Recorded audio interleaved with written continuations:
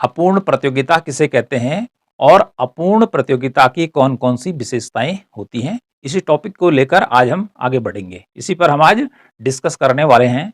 तो अपूर्ण प्रतियोगिता से पहले आता है पूर्ण प्रतियोगिता। यहाँ पे लिखा है परफेक्ट कंपटीशन। तो परफेक्ट कंपटीशन के बारे में पहले ही पढ़ा चुका हूं, इसको आप प्लेलिस्ट में जाके देख सकते हैं।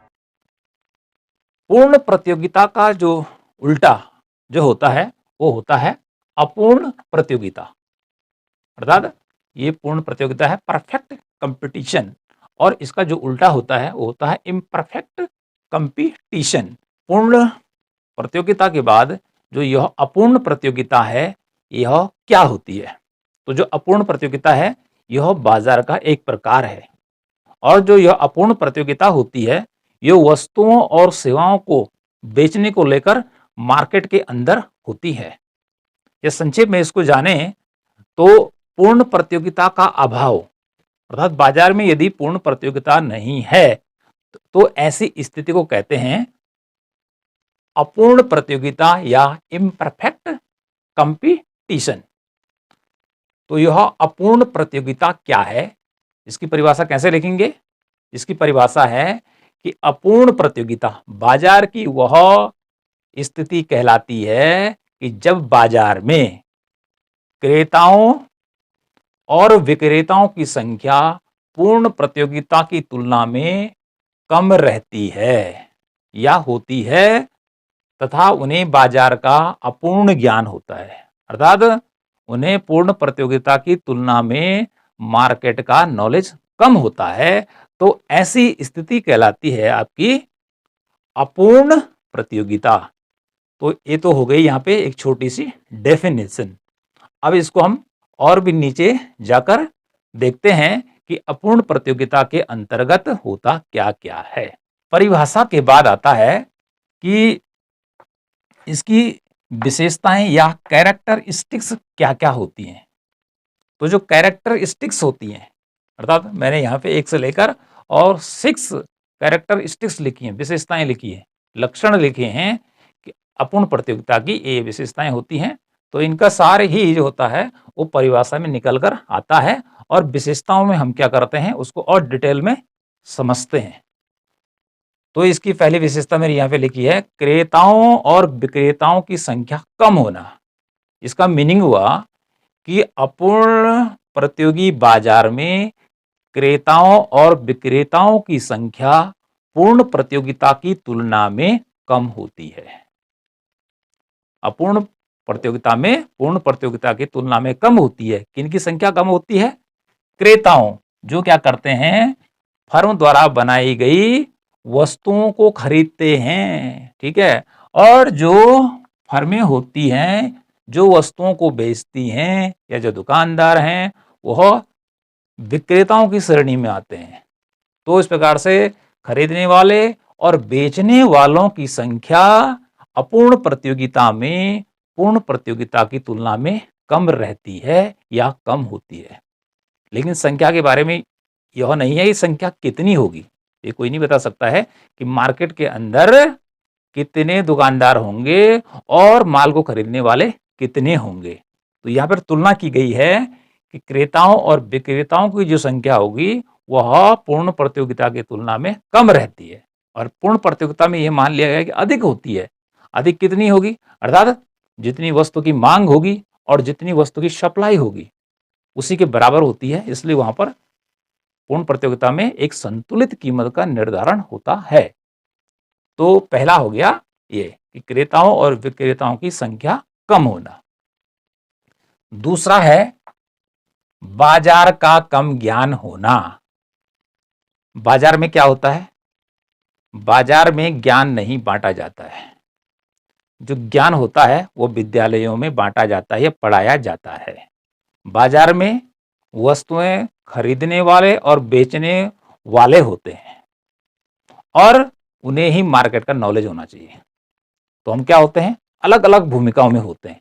यदि स्कूल में पढ़ रहे हैं तो विद्यार्थी, पढ़ा रहे हैं तो टीचर, ठीक है, और मार्केट में है तो ग्राहक, यदि दुकानदार बन गए तो विक्रेता, ठीक है।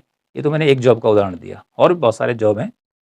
तो बाजार का कम ज्ञान होता है, अर्थात जो क्रेता होता है, माल को खरीदने वाला होता है, उसको मार्केट के बारे में ये जानकारी नहीं होती है कि कौन कौन सी वस्तुएं मार्केट के अंदर कौन कौन से प्राइस पर बिक रही हैं। ठीक है, कि कौन कौन सी वस्तुएं मार्केट में कौन कौन से कीमत पर बेची जा रही हैं। कि बाजार में पता चला कि इधर वाले दुकानदार के पास सस्ती और अगले के पास चले गए तो महंगी। तो जैसे आपने रियल लाइफ में देखा होगा कि जब कपड़ा खरीदने जाते हैं तो किसी दुकान में कपड़ा महंगा होता है और किसी दुकान में सस्ता होता है, तो हम कई दुकानों को टटोलते चले जाते हैं।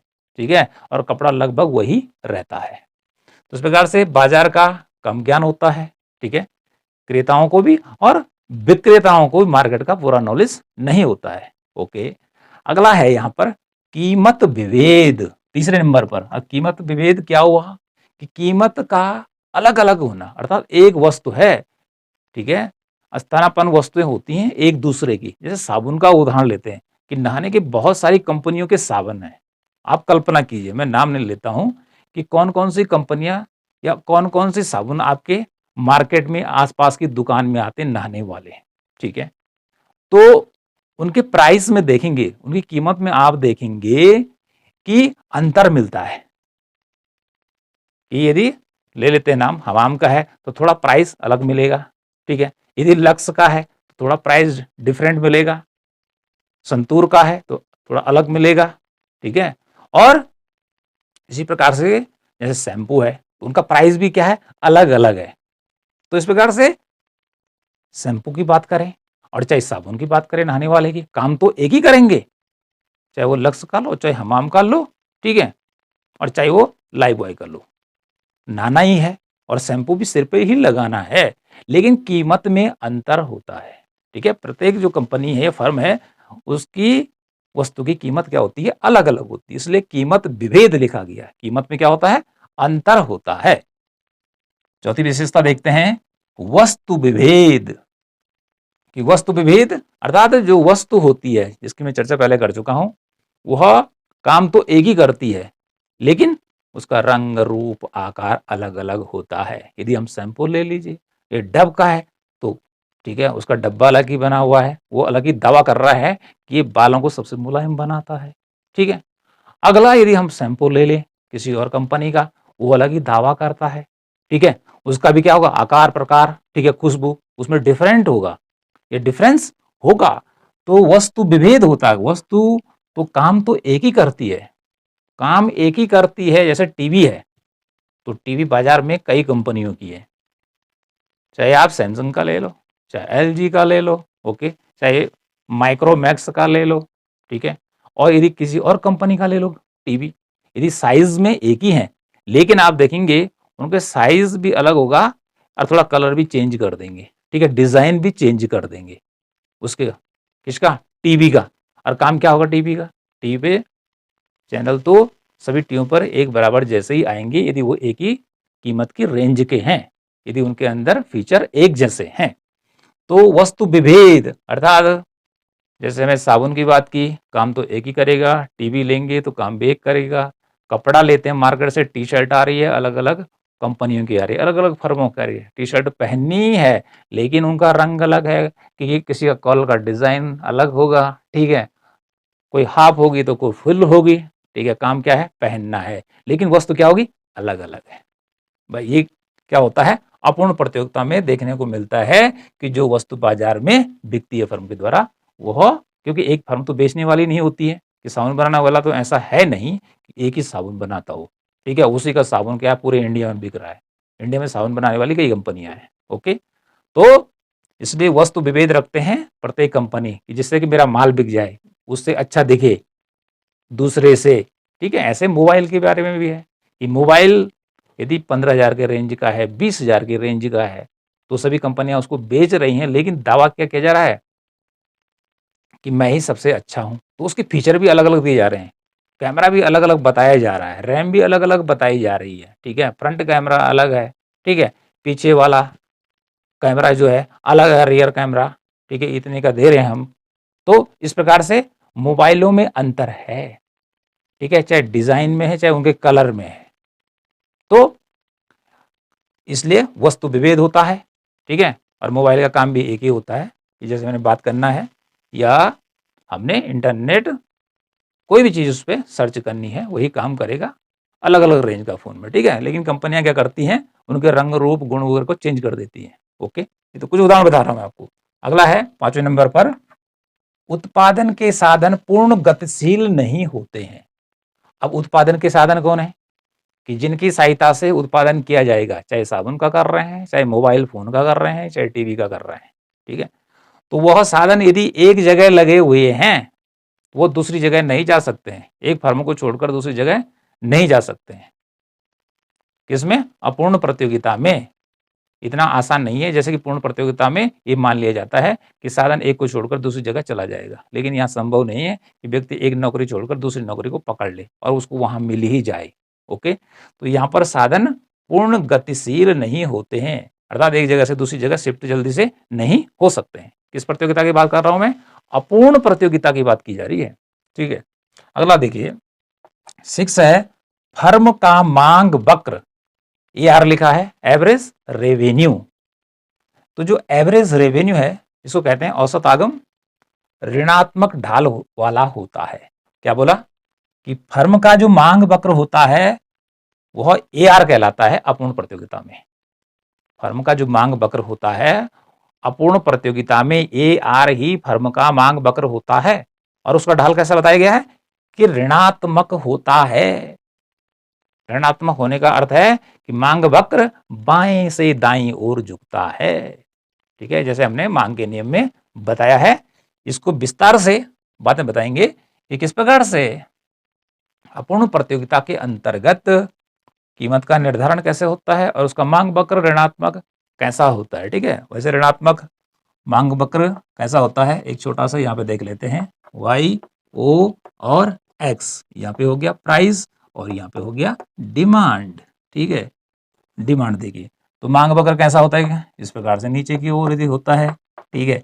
तो इस प्रकार का जो वक्र होगा ये होगा ऋणात्मक ढाल वाला। तो फर्म का जो मांग वक्र होता है अपूर्ण प्रतियोगिता में वो ए आर होता है, ठीक है। ए आर कैसे होता है उसको बाद में बताया जाएगा। तो उसका ढाल ऋणात्मक होगा। ऋणात्मक क्यों होगा, अब देखिए यहाँ पे यदि यहाँ पे मान लीजिए कि प्राइस यहाँ पे पी है और डिमांड क्या है एन है, तो इतना प्राइस और डिमांड इतनी, अर्थात हाई प्राइस है, और प्राइस यदि घटता है नीचे आता है पी से P1 होता है, तो इसको यहां मिलाते हैं और यहां देखते हैं कि डिमांड बढ़कर इधर ON से ON हो जाती है, अर्थात कीमत जैसे ही घटती है वैसे ही डिमांड क्या हो जाती है, बढ़ जाती है।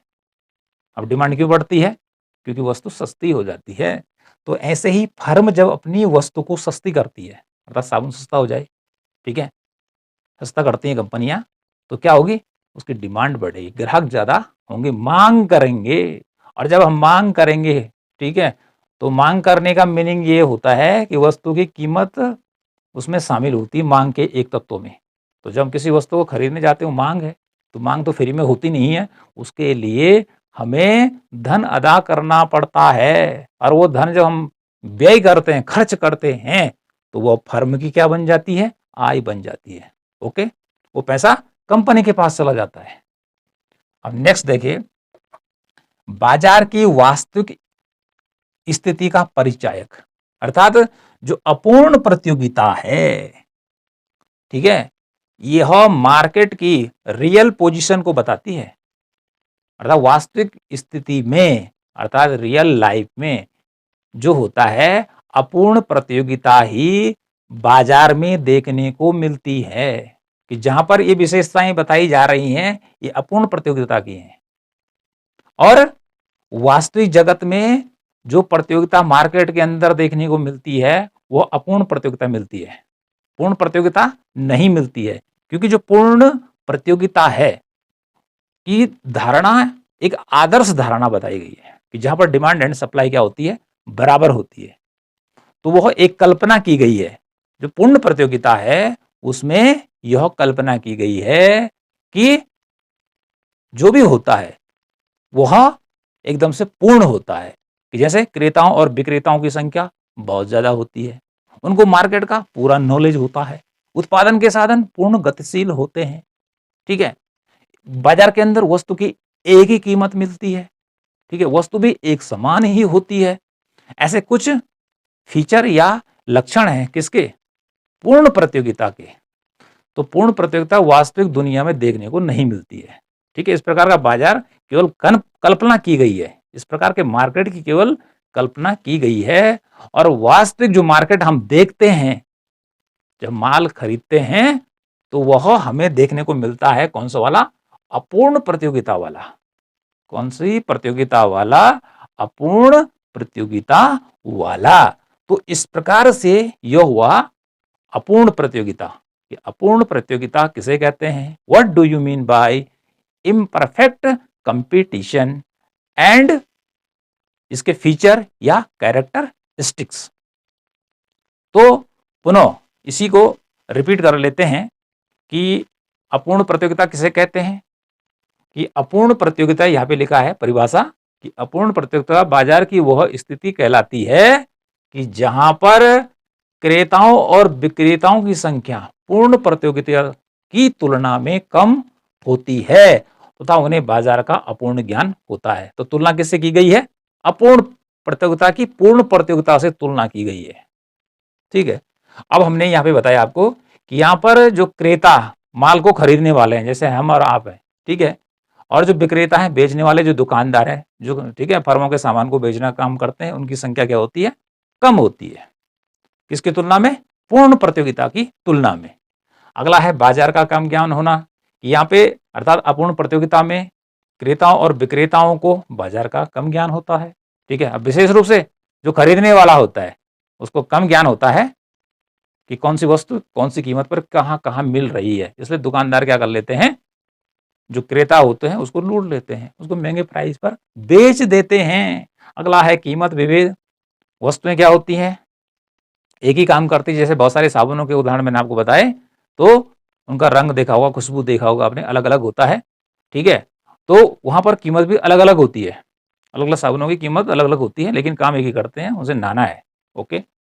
अगला है वस्तु विभेद। अब इसी में ही वस्तु विभेद आ जाता है कि वस्तु काम तो एक ही करती है, एक दूसरे की स्थानापन्न होती हैं, सब्स्टिट्यूट गुड्स होती हैं, ठीक है। मोबाइल है जैसे, लेकिन वहां पर डिफरेंस किया गया है कि इस कंपनी का मोबाइल क्या है? अलग रंग का है, तो अलग अलग है, काम एक ही है, ठीक है। ऐसे ही खाने की चीजें भी होती हैं, जैसे बिस्किट है, अलग अलग कंपनियों के आ रहे हैं, तो जो भी दावा कर रहा है कि मेरा बिस्कुट सबसे स्वादिष्ट है, ठीक है, ये क्या है? शुगर फ्री है, ये है, ठीक है, काम तो खाने का है। तो वहां पर बिस्किट में अंतर किया गया है, ठीक है, उसका डिजाइन वगैरह को लेकर, रंग रूप आकार को लेकर। उत्पादन के साधन पूर्ण गतिशील नहीं होते हैं, अर्थात यहाँ पर उत्पादन के जो साधन होते हैं वह पूर्ण प्रतियोगिता की तुलना में एक स्थान को छोड़कर दूसरे स्थान में नहीं जा सकते, अर्थात एक फर्म को छोड़कर दूसरी फर्म में नौकरी करने के लिए या एक जगह से दूसरी जगह नहीं जा सकते हैं आसानी से, जबकि पूर्ण प्रतियोगिता में जा सकते हैं, ऐसा माना जाता है। अगला है फर्म का मांग वक्र को AR कहते हैं। अपूर्ण प्रतियोगिता में उसका जो ढाल होता है वो ऐसा होता है, नीचे की ओर होता है। नीचे की ओर क्यों होता है? अभी बताया कि जब क्या होता है, प्राइस सबसे ज्यादा होता है तो डिमांड मात्र इतनी है, यहां से लेकर और यहां तक, लेकिन जब प्राइस गिरता है, कम हो जाता है, तो डिमांड और बढ़ जाती है, ठीक है। इसलिए ये वक्र क्या होता है? बाएं से दाएं ओर नीचे की ओर झुकता है, ओके जी। और यहाँ पे देखिए 6 नंबर, बाजार की वास्तविक स्थिति का परिचय, अर्थात जो अपूर्ण प्रतियोगिता है यही दुनिया में देखने को मिलती है। ऐसा ही मार्केट दुनिया में देखने को मिलता है, जितने फीचर हमने आपको इसमें बताए। तो इस प्रकार से ये हुआ कि अपूर्ण प्रतियोगिता।